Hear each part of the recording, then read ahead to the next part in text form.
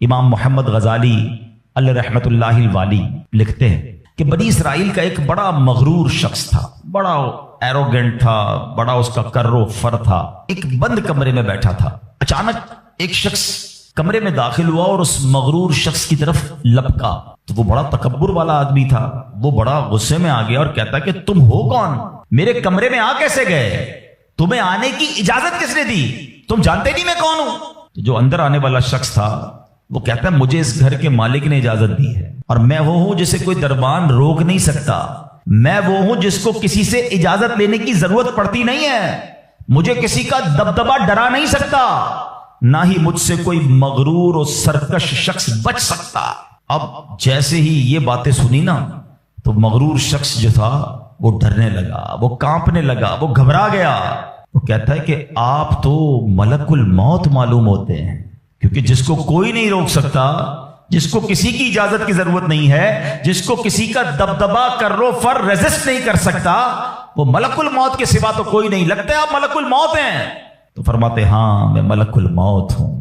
اب وہ شخص تو بڑا گناہگار تھا، وہ رونے لگا، چیخنے لگا کہ حضور تھوڑی سی مہلت دے دیں، کچھ نیکیاں کر لوں، توبہ کر لوں، اللہ کو راضی کر لوں، ابھی میری روح قبض نہ کریں۔ ہائے ہائے، ملک الموت فرماتے تمہاری سانسیں پوری ہو گئی ہیں، اب تمہیں کوئی ٹائم نہیں ملے گا۔ اگر تم نے، وہ پوچھتا ہے حضور مجھے کہاں لے جایا جائے گا مرنے کے بعد؟ فرمایا اس مقام پر جہاں تو نے اعمال بھیجے ہیں، اس گھر کی طرف جو تو نے تیار کیا ہے۔ وہ شخص کہے گا حضور میں نے تو کوئی گھر تیار نہیں کیا، کوئی نیکی آگے نہیں بھیجی۔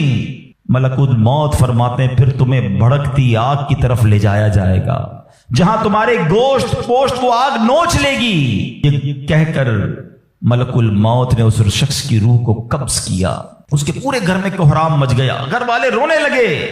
اے میرے پیارے اسلامی بھائیوں، یہ واقعہ ہم سب کو کیا سکھا رہا ہے کہ جب موت آنی ہے نا، جب وہ وقت آ جانا ہے تو پھر ایک منٹ بھی آگے پیچھے نہیں ہو سکے گا، کوئی اس کو ڈیلے نہیں کر سکے گا، بلکہ جس حالت میں ہوں گے نا اسی حالت میں روح قبض کر لی جائے گی۔ ہماری موت کا وقت لکھا ہے، مقام بھی لکھا ہے، یہ چینج نہیں ہو سکتا۔ اگر موت سمندر میں لکھی ہے تو $2.5 لاکھ دے کر بھی بندہ وہاں پہنچتا ہے جہاں موت لکھی ہے۔ اگر موت کشتی سے ڈوب کر ہونا لکھی ہے تو 22 لاکھ دے کر بھی سینکڑوں لوگ ہمارے وطن سے جاتے ہیں اور ان کی موت یورپ کے سمندر میں جا کر ہو جاتی ہے۔ اللہ پاک جو بھی ان میں مسلمان ہیں سب کی مغفرت فرما۔ مگر میں نے اور آپ نے اس سے عبرت کیا لی کہ بندہ وہاں پہنچے گا جہاں اس کی موت لکھی ہوئی ہے۔ ایک بار حضرت سلیمان علیہ نبینا علیہ الصلوۃ والسلام کی بارگاہ میں ایک شخص بیٹھا تھا۔ آپ کی بارگاہ میں ملک الموت آئے اور اس شخص کو ذرا گھور کے دیکھنے لگے، واپس چلے گئے۔ وہ شخص کہتا حضور یہ کون تھے جو آئے تھے اور مجھے گھور کے دیکھ رہے تھے؟ فرمایا یہ ملک الموت تھے۔ کہتا حضور لگتا ہے میری روح قبض کرنے والے ہیں، آپ مہربانی کریں، آپ کی تو ہوا پر حکومت ہے، آپ ہوا کو حکم دیں کہ ہوا مجھے اڑائے اور مجھے ہندوستان لے جائے۔ حضرت سلیمان بیت المقدس کے علاقے میں رہتے تھے نا، آپ نے وہ حکم فرمایا، ہوا نے اس بندے کو اٹھایا اور ہندوستان پہنچا دیا۔ کچھ دنوں کے بعد پھر ملک الموت آیا حضرت سلیمان علیہ السلام کی بارگاہ میں۔ آپ نے فرمایا تم میرے ساتھی کو کیوں گھور رہے تھے جب آئے تھے تو؟ کہ میں حیران تھا کہ میرے پاس یہ لکھا ہوا تھا اللہ کی طرف سے کہ تھوڑی دیر بعد مجھے اس کی روح ہند میں قبض کرنی ہے، اور وہ آپ کے پاس بیٹھا ہوا تھا۔ اللہ اکبر۔ حضرت سلیمان نے کہا میں نے ہی تو حکم دیا، اور ہوا نے اسے ہند پہنچایا، اور جب وہ ہند پہنچا تو پرٹیکولر ٹائم پر اسی مقام پر اس کی روح کو قبض کر لیا گیا۔ ہائے ہائے ہائے، یہ ہے میری اور آپ کی حقیقت۔ دوڑتے رہتے ہیں، بھاگتے رہتے ہیں، پلاننگ ہے کہ ختم نہیں ہو رہی، فکریں ہیں کہ ختم نہیں ہو رہی، ہر وقت بیٹھے ہیں اگلا پلان کیا ہے، 5 سال کا، 10 سال کا، ایک دکان ہے تو 2 دکانیں، ایک گھر ہے تو 2 گھر، بڑا گھر، ہوادار گھر ہے، نوکری ہے تو کاروبار کرنا ہے، ملک سے باہر جا کر جناب پیسے کمانے، یہی سوچ ہے بس۔ اس پورے شیڈول میں موت کہاں ہے؟ اس پوری تیاری میں موت کہاں ہے؟ ایک دن ہوگا کہ اچانک اچک لیے جائیں گے۔ سیٹھ جی کو فکر تھی ایک کے 10 کیجئے، موت آ پہنچی کہ حضرت جان واپس کیجئے۔ اور آپ کو پتا ہے جس عالم میں اور آپ ہوں گے، بڑی میں اہم بات کرنے جا رہا ہوں، یہ آپ نے دیکھا نا کہ حضرت سلیمان نے حکم فرمایا تو ہند پہنچا، کوئی کشتی میں تھا اس کی موت وہاں تھی، کوئی سمندر پانی کے اندر ہزاروں فیٹ نیچے جانا تو اس کی موت وہاں لکھی تھی۔ اس کا مطلب تو یہ ہوا کہ میں کہیں بھی کسی بھی مقام پر مر سکتا ہوں، میری موت پتہ نہیں کہاں لکھی ہے۔ اب ذرا غور کیجئے، ہم سب پتہ ہے کیا چاہتے ہیں کہ موت کے وقت ہم سجدے میں ہوں، چاہتے ہیں نا؟ اللہ کرے اللہ کے گھر میں موت آئے، کلمہ پاک پڑھتے ہوئے موت آئے، تلاوت قرآن کرتے ہوئے موت آئے، نبی پاک پر درود پڑھتے ہوئے موت آئے، اللہ ایسا کرم کر دے کہ مدینہ منورہ میں موت آئے، گنبد خضرا کے سامنے موت آئے۔ یہی تصورات ہے نا، ایک مسلمان چاہتا یہی ہے کہ یار موت آئے تو کسی اچھے عالم میں ہو، کسی بڑی خوبصورت باوضو نیکی کرتے کرتے دنیا سے جاؤں۔ تمنا تو سب کی یہ ہے۔ اچھا مجھے ایک بات کا جواب دیں، یہ کیسے ممکن ہے کہ کوئی بندہ صبح سے شام تک نماز نہ پڑھے اور کہے موت سجدے میں آئے، صبح سے شام تک مسجد میں نہ آئے اور تمنا یہ کر رہا ہے کہ مسجد میں موت آئے، باوضو رہتا ہی نہیں ہے تو کیسے امید رکھ رہا ہے کہ باوضو موت آئے، قرآن کھول کر پڑھتا ہی نہیں ہے تو کیسے امید کر رہا ہے کہ تلاوت کرتے کرتے موت آئے؟ جو صبح و شام گالیاں دیکھتا ہے، کیا اس کو ڈر نہیں لگتا کہ گالی دیتے دیتے موت آ سکتی ہے؟ جو شراب پیتا ہے اس کو ڈر نہیں لگتا کہ شراب کے نشے میں موت آ سکتی ہے؟ جو بدکاری کرتا ہے اس کو ڈر نہیں لگتا کہ بے حیائی اور بدکاری کرتے ہوئے موت آ سکتی ہے؟ جو تاش کھیلتا ہے، جوا کھیلتا ہے، اس کو ڈر نہیں لگتا کہ مرتے اسی وقت میں تاش کھیل رہا ہوں گا اور مجھے موت آ گئی، تو میں نشہ کر رہا ہوں مجھے موت آ گئی، میں بے حیا اور بدکاری کہ بری بری باتیں ٹیلی فون پر ساری رات کر رہا ہوں، اس وقت موت آ گئی۔ ملک الموت کو منع نہیں کر سکو گے کہ میں غلط کام کر رہا ہوں، ٹائم دے میں توبہ کر لوں، نہیں۔ جو سجدے میں ہوگا وہ سجدے میں اٹھایا جائے گا، جو درود پڑھتے پڑھتے جائے گا وہ درود پڑھتے پڑھتے اٹھایا جائے گا۔ سوچے وہ جو شراب میں جائے گا، نشے میں جائے گا، ادھر کیسے اٹھایا جائے گا؟ اب اس کا آسان حل پتہ ہے کیا ہے؟ کہ بندہ زندگی ایسے گزارے کہ جس حال میں مرنا نہیں چاہتا نا وہ کام چھوڑ دے۔ عقل بندی یہ ہے کہ اپنے دن کا شیڈیول ایسا بنائے کہ میں وہ کام ہی نہ کروں جس میں مرنا نہیں چاہتا، ورنہ میں روک نہیں سکوں گا موت کو۔ آپ چاہتے ہیں اچھی موت ہو؟ میں بتاتا ہوں کس کی اچھی موت آ سکتی ہے۔ جو ماشاءاللہ 5 ٹائم پابندی سے نماز پڑھتا ہے، جو روزانہ تلاوت قرآن کرتا ہے، جو بار بار تسبیح نکال کر تسبیح بھی پڑھتا ہے، درود بھی پڑھتا ہے، جو دکان پر بھی جاتا ہے تو نماز کا ٹائم ہو تو نماز کے لیے کھڑا ہو جاتا ہے، جو حلال روزی کماتا ہے، جو گناہوں سے اپنے آپ کو بچاتا ہے، ارے اس کی تو 24 گھنٹے میں کبھی بھی موت آنی ہے۔ سبحان اللہ، وہ رات کو سوتا ہے تو باوضو سوتا ہے، اس نیت سے سوتا ہے کہ فجر میں اٹھنا ہے، رات کو بھی جائے گا تو انشاءاللہ شہید کا مرتبہ پائے گا، دن میں کسی وقت موت آئے گی تو کوئی اچھا ہی کام کر رہا ہوگا نا۔ اب آپ سوچ لیں کس عالم میں مرنا ہے۔ اچھا ایک اور دل پر چوٹ کرنے والا جملہ سن لو، کون کون چاہتا ہے مرتے وقت زبان پر کلمہ طیبہ جاری ہو؟ ہائے ہائے، فضیلت پتہ ہے کیسی ہے؟ حدیث پاک میں آتا ہے جس کی زبان پر، حدیث کا مضمون ہے، آخری کلمہ لا الہ الا اللہ ہوگا، دخل الجنہ، وہ جنت میں داخل ہو جائے گا۔ ہم ہر مسلمان چاہتا ہے، ٹھیک ہے؟ آپ سب نے ہاتھ اٹھایا کہ آپ سب چاہتے ہیں مرتے وقت کلمہ پاک زبان پر ہو۔ اب ہاتھ نہیں اٹھانا، آپ سے پوچھ رہا ہوں، اپنے آپ سے ہی پوچھ رہا ہوں، آج پورے دن میں کتنی بار کلمہ پڑھا ہے؟ اس پورے ہفتے میں کتنی بار کلمہ پڑھا ہے؟ عجب کہانی ہے ہماری، یقین کریں عجب کہانی ہے۔ مرتے وقت سب کو کلمہ چاہیے، زندگی میں کلمہ پڑھنے کا ٹائم نہیں ہے۔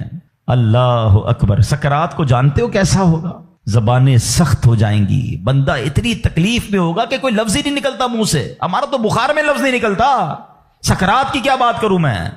جس وقت زبانیں بھاری ہوں گی کلمہ کیسے ادا ہوگا جب تم نے زبان کو عادی نہیں بنایا؟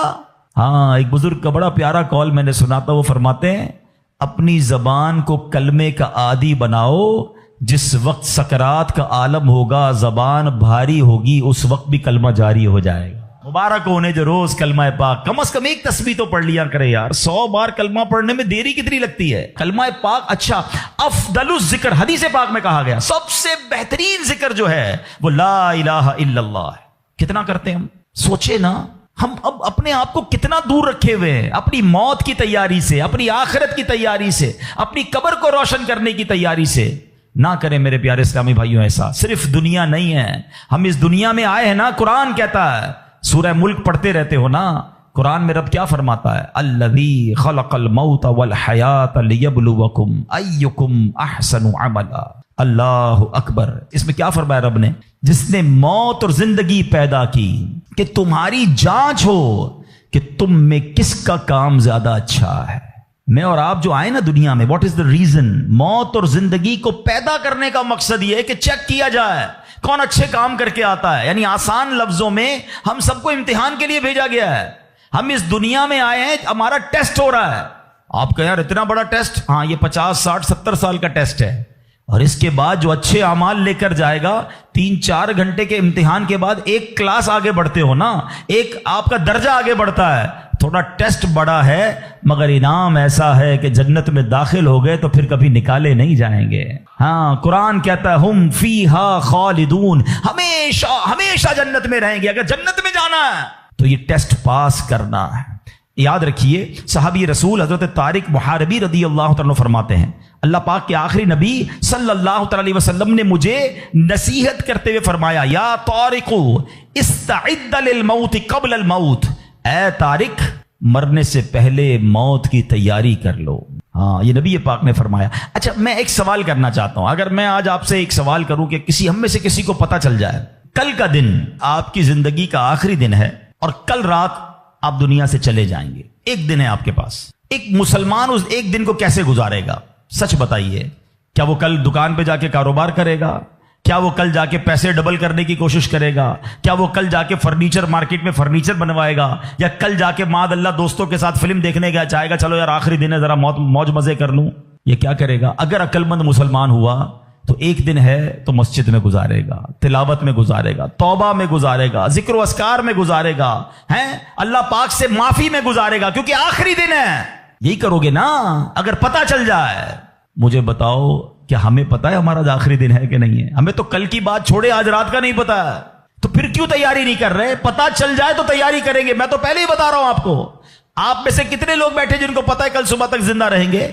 مجھے بھی نہیں پتا، آپ کو بھی نہیں پتا۔ جب پتہ ہی نہیں ہے تو پھر کیوں تیاری نہیں کر رہے؟ پھر کیوں توبہ نہیں کر رہے؟ پھر کیوں حرام کی طرف ہم جاتے ہیں؟ خدا را یاد رکھیے میرے پیارے اسلامی بھائیوں، قبر میں جا کر اتنا پچھتاوا ہوگا گناہگار کو، بلکہ روایتوں میں آتا ہے پیارے آقا علیہ الصلوۃ والسلام نے فرمایا، جس کا مضمون ہے مرنے کے بعد نیک بھی پچھتائے گا، گناہگار بھی پچھتائے گا۔ عرض کی حضور گناہگار پچھتائے گا، یہ تو سمجھ آتا ہے، نیک کیوں پچھتائے گا؟ فرمایا گناہگار تو گناہ کی وجہ سے پچھتائے گا، حدیث کا خلاصہ ہے۔ فرمایا نیک اس لیے پچھتائے گا جب وہ آخرت میں نیکیوں کا اجر دیکھے گا نا، تو وہ کہے گا کاش میں اور نیکیاں کر لیتا، وہ جو فضول ٹائم ضائع کیا تھا اس میں اور اللہ کا ذکر کرتا، اور نوافل پڑھتا، اور عبادت کرتا۔ تو یقین جانیے میرے پیارے اسلامی بھائیوں، یہ زندگی، یہ جو ہماری سانسیں چل رہی ہیں نا، ابھی چانس ہے ہمارے پاس، جتنی نیکیاں کرنی ہے کر لیں۔ جس دن سانس بند ہوئی نا، اس دن عمل نہیں ہوگا، اس دن جزا ملے گی۔ آج دار العمل ہے، today is the time of action and tomorrow is the time of accountability۔ اس دن صرف جزا ہوگی، یا تو آپ کو اللہ نہ کرے گناہوں کی وجہ سے کسی کو سزا ملے گی، یا نیکیوں کا اجر ملے گا۔ آج وقت ہے نیکیاں کرنے کا، قبر میں اتارے جانے کے بعد کوئی چانس نہیں ہوگا۔ سورہ کوثر، سورہ کوثر کا تعارف، مقام نزول۔ علامہ علی بن محمد خازن رحمت اللہ تعالی علیہ فرماتے ہیں، سورہ کوثر جمہور مفسرین کے نزدیک مکیہ ہے اور بعض مفسرین کے نزدیک مدنیہ ہے۔ آیات، کلمات اور حروف کی تعداد، اس سورت میں 1 رکوع، 3 آیتیں، 10 کلمے اور 42 حروف ہیں۔ کوثر نام رکھنے کی وجہ، کوثر سے دنیا اور آخرت کی بے شمار خوبیاں مراد ہیں، اور جنت کی ایک نہر کا نام بھی کوثر ہے۔ اس سورت کی پہلی آیت میں یہ لفظ موجود ہے، اس مناسبت سے اسے سورہ کوثر کہتے ہیں۔ سورہ کوثر کے مضامین، اس سورت کا مرکزی مضمون یہ ہے کہ اس میں اللہ تعالیٰ نے اپنے حبیب صلی اللہ تعالی علیہ وآلہ وسلم کی مدحت بیان فرمائی ہے، اور اس میں یہ مضامین بیان ہوئے ہیں۔ نمبر 1، اس کی پہلی آیت میں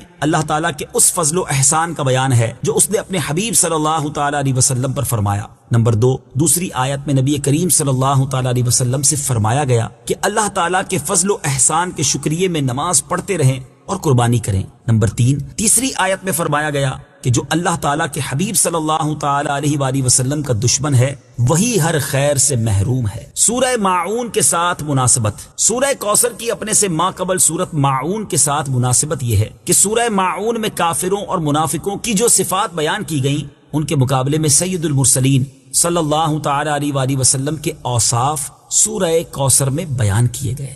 بسم اللہ الرحمن الرحیم۔ ترجمہ، اللہ کے نام سے شروع جو نہایت مہربان رحمت والا ہے۔ اِنَّا أَعْطَيْنَاكَ الْكَوْثَرَ فَصَلِّ لِرَبِّكَ وَانْحَرْ إِنَّ شَانِئَكَ هُوَ الْأَبْتَرُ۔ ترجمہ، اے محبوب، بے شک ہم نے تمہیں بے شمار خوبیاں عطا فرمائیں، تو تم اپنے رب کے لیے نماز پڑھو اور قربانی کرو، بے شک تمہارا دشمن ہی ہر بھلائی سے محروم ہے۔ إنا أعطيناك الكوثر اے محبوب، بے شک ہم نے تمہیں بے شمار خوبیاں عطا فرمائی۔ تفسیر صراط الجنان میں ہے، کوثر کی تفسیر میں مفسرین کے مختلف اقوال ہیں۔ ان سب اقوال کا خلاصہ یہ ہے کہ اے محبوب، بے شک ہم نے تمہیں بے شمار خوبیاں عطا فرمائی اور کثیر فضائل عنایت کر کے تمہیں تمام مخلوق پر افضل کیا۔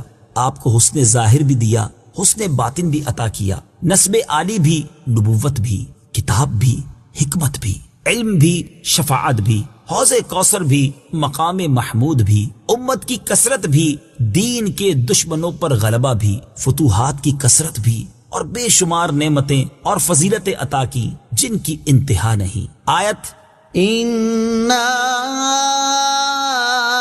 أعطيناك الكوثر سے حاصل ہونے والی معلومات، اس سے 5 باتیں معلوم ہوئی۔ نمبر 1، اللہ تعالیٰ نے اپنے حبیب صلی اللہ تعالی علیہ وآلہ وسلم کو کوثر عطا کر دی ہے، کیونکہ یہاں یہ نہیں فرمایا گیا کہ ہم آپ کو کوثر عطا کریں گے، بلکہ یہ فرمایا کہ بے شک ہم نے آپ کو کوثر عطا کر دی۔ نمبر 2، اللہ تعالیٰ کی اپنے حبیب صلی اللہ تعالی علیہ وآلہ وسلم پر یہ عطا ان کے نبی اور رسول ہونے کی وجہ سے نہیں، بلکہ آپ علیہ الصلوۃ والسلام کی ذات کی وجہ سے ہے، جو شان محبوبیت کی صورت ہے، کیونکہ یہاں یہ فرمایا أعطيناك ہم نے آپ کو عطا فرمائی، یہ نہیں فرمایا کہ اعطینا الرسول یا اعطینا النبی۔ نمبر 3، تاجدار رسالت صلی اللہ تعالی علیہ وآلہ وسلم پر یہ عطا کسی عبادت اور ریاضت کی وجہ سے نہیں ہے، بلکہ ان پر یہ عطا اللہ تعالیٰ کے عظیم فضل اور احسان کی وجہ سے ہے، کیونکہ یہاں عطا کا ذکر پہلے ہوا اور عبادت کا ذکر بعد میں ہوا۔ نمبر 4، اللہ تعالیٰ نے آپ کو کوثر کا مالک بنا دیا ہے، تو آپ جسے چاہیں جو چاہیں عطا کر سکتے ہیں۔ نمبر 5، سید المرسلین صلی اللہ تعالی علیہ وآلہ وسلم کی مدحت خود رب تعالیٰ فرماتا ہے۔ اعلیٰ حضرت امام احمد رضا خان علیہ الرحمت الرحمان فرماتے ہیں، انا اعطیناک الکوثر، ساری کثرت پاتے یہ ہیں، ٹھنڈا ٹھنڈا، میٹھا میٹھا، پیتے ہم ہیں، پلاتے یہ ہیں۔ اور ایک اور جگہ فرماتے ہیں نا، اے رضا خود صاحب قرآن ہے مداح حضور، تجھ سے کب ممکن ہے پھر مدحت رسول اللہ کی۔ فصل لربك وانحر تو تم اپنے رب کے لیے نماز پڑھو اور قربانی کرو۔ تفسیر صراط الجنان میں ہے، یعنی اے حبیب صلی اللہ تعالی علیہ وآلہ وسلم، اللہ تعالیٰ نے آپ کو دونوں جہاں کی بے شمار بھلائیاں عطا کی ہیں اور آپ کو وہ خاص رتبہ عطا کیا ہے جو آپ کے علاوہ کسی اور کو عطا نہیں کیا۔ تو آپ اپنے اس رب عز و جل کے لیے نماز پڑھتے رہیں جس نے آپ صلی اللہ تعالی علیہ وآلہ وسلم کو کوثر عطا کر کے عزت و شرافت دی، تاکہ بتوں کے پجاری ذلیل ہوں اور بتوں کے نام پر ذبح کرنے والوں کی مخالفت کرتے ہوئے اپنے رب عز و جل کے لیے اور اس کے نام پر قربانی کرے۔ اس آیت کی تفسیر میں ایک قول یہ بھی ہے کہ نماز سے نماز عید مراد ہے۔ إن شانئك هو الأبتر بے شک تمہارا دشمن ہی ہر بھلائی سے محروم ہے۔ تفسیر صراط الجنان میں ہے، شان نزول، جب سید المرسلین صلی اللہ تعالی علیہ وآلہ وسلم کے فرزند حضرت قاسم کا وصال ہوا تو کفار نے آپ کو ابتر یعنی نسل ختم ہو جانے والا کہا، اور یہ کہا کہ اب ان کی نسل نہیں رہی، ان کے بعد اب ان کا ذکر بھی نہ رہے گا اور یہ سب چرچا ختم ہو جائے گا۔ اس پر یہ سورہ کریمہ نازل ہوئی اور اللہ تعالیٰ نے ان کفار کا بالغ رد فرمایا، اور اس آیت میں ارشاد فرمایا کہ اے حبیب صلی اللہ تعالی علیہ وآلہ وسلم، بے شک تمہارا دشمن ہی ہر بھلائی سے محروم ہے، نہ کہ آپ، کیونکہ آپ کا سلسلہ قیامت تک جاری رہے گا، آپ کی اولاد میں بھی کثرت ہوگی اور آپ کی پیروی کرنے والوں سے دنیا بھر جائے گی۔ آپ کا ذکر ممبروں پر بلند ہوگا، قیامت تک پیدا ہونے والے عالم اور واعظ اللہ تعالیٰ کے ذکر کے ساتھ آپ کا ذکر کرتے رہیں گے، اور آخرت میں آپ کے لیے وہ کچھ ہے جس کا کوئی وصف بیان ہی نہیں کر سکتا۔ تو جس کی یہ شان ہے وہ ابتر کہاں ہوا، بے نام و نشان اور ہر بھلائی سے محروم تو آپ کے دشمن ہیں۔ اعلیٰ حضرت امام احمد رضا خان رحمت اللہ تعالی علیہ اس صورت کی تفسیر بیان کرتے ہوئے فرماتے ہیں، عاص بن وائل شقی نے جو صاحبزادہ سید المرسلین صلی اللہ تعالی علیہ وآلہ وسلم کے انتقال پرملال پر حضور کو ابتر یعنی نسل بریدہ کہا، حق تعالی نے فرمایا إنا أعطيناك الكوثر بے شک ہم نے تمہیں خیر کثیر عطا فرمائی کہ اولاد سے نام چلنے کو تمہاری رفعت ذکر سے کیا نسبت؟ کروڑوں صاحب اولاد گزرے جن کا نام تک کوئی نہیں جانتا، اور تمہاری ثنا کا ڈنکا تو قیامت تک اکناف عالم اور اطراف جہاں میں بجے گا، اور تمہارے نام نامی کا خطبہ ہمیشہ ہمیشہ اطباق فلک آفاق زمین میں پڑھا جائے گا۔ پھر اولاد بھی تمہیں وہ نفیس و طیب عطا ہوگی جن کی بقا سے بقائے عالم مربوط رہے گی۔ اس کے سوا تمام مسلمان تمہارے بال بچے ہیں، اور تم سب مہربان ان کے لیے کوئی نہیں، بلکہ حقیقت کار کو نظر کیجئے تو تمام عالم تمہاری اولاد مانوی ہے کہ تم نہ ہوتے تو کچھ بھی نہ ہوتا، اور تمہارے ہی نور سے سب کی آفرینش ہوئی۔ اسی لیے جب ابو البشر آدم تمہیں یاد کرتے تو یوں کہتے، یا ابنی صورتن و ابایا معنن، اے ظاہر میں میرے بیٹے اور حقیقت میں میرے باپ۔ پھر آخرت میں جو تمہیں ملنا ہے اس کا حال تو خدا ہی جانے، جب اس کی یہ عنایت بے غایت تم پر مبذول ہو تو تم ان اشقیاء کی زبان درازی پر کیوں ملول ہو، بلکہ فصل لربك وانحر رب کے شکرانے میں اس کے لیے نماز پڑھو اور قربانی کرو۔ ان شانئك هو الابتر، جو تمہارا دشمن ہے وہی نسل بریدہ ہے کہ جن بیٹوں پر اسے ناز ہے، یعنی عمرو و حشام رضی اللہ تعالی عنہما، وہی اس کے دشمن ہو جائیں گے، اور تمہارے دین حق میں آ کر بوجہ اختلاف دین اس کی نسل سے جدا ہو کر تمہارے دینی بیٹوں میں شمار کیے جائیں گے۔ پھر آدمی بے نسل ہوتا تو یہی صحیح کہ نام نہ چلتا، اس سے نام بد کا باقی رہنا 1000 درجے بدتر ہے۔ تمہارے دشمن کا ناپاک نام ہمیشہ بدی و نفرین کے ساتھ لیا جائے گا، اور روز قیامت ان گستاخیوں کی پوری سزا پائے گا۔ والعیاذ باللہ تعالی۔ اس سے معلوم ہوا کہ حضور پر نور صلی اللہ تعالی علیہ وآلہ وسلم کا اللہ تعالیٰ کی بارگاہ میں مقام اتنا بلند ہے کہ ان کے گستاخ کو اس کی گستاخی کا جواب خود رب تعالیٰ دیتا۔